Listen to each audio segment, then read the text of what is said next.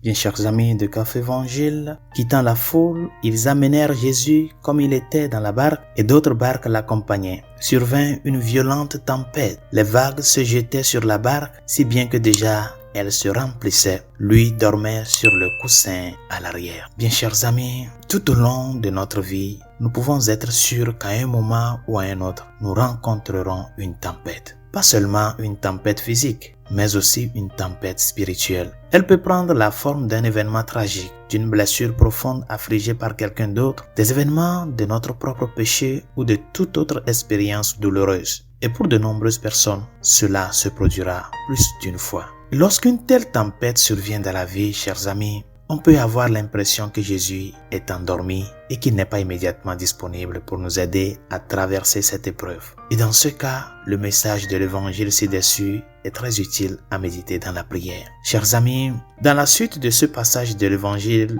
nous lisons que les disciples, pris de panique, ont réveillé Jésus et lui ont dit « Maître, nous sommes perdus, cela ne te fait rien ?»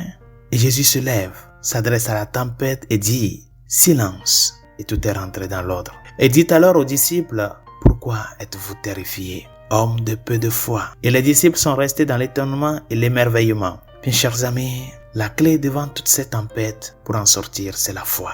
Lorsque nous sommes confrontés à une tempête dans la vie, nous devons avoir la foi en Dieu, ce Dieu qui est capable de transformer l'impossible en possible pour le bien de ses enfants. Mais qu'est-ce que cela signifie? Cela signifie que nous devons savoir avec une profonde certitude que le Seigneur est en fait toujours avec nous. Nous devons savoir avec une profonde certitude que si nous plaçons toute notre confiance et notre espérance en lui, il ne nous abandonnera jamais. Nous devons savoir avec une profonde certitude que chaque tempête finira par passer et que la paix et le calme s'en suivront. Affronter les tempêtes de la vie avec foi est transformant, chers amis. Souvent, le Seigneur semble dormir pour une bonne raison.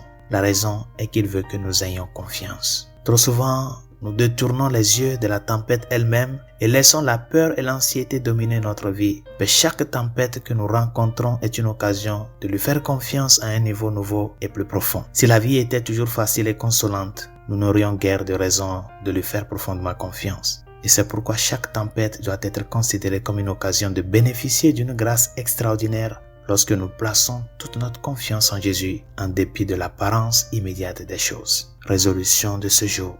Rappelle-toi de ces paroles du Seigneur à ses apôtres avant l'ascension. Et moi, je suis avec vous tous les jours jusqu'à la fin du monde. Rappelle-toi du signification de son nom, Emmanuel, Dieu avec nous. Il est avec toi. Même dans les tempêtes, il est là. Il est au milieu des tempêtes. Il le souffre avec toi et il veut voir comment est ta foi. Ne le déceptionne pas.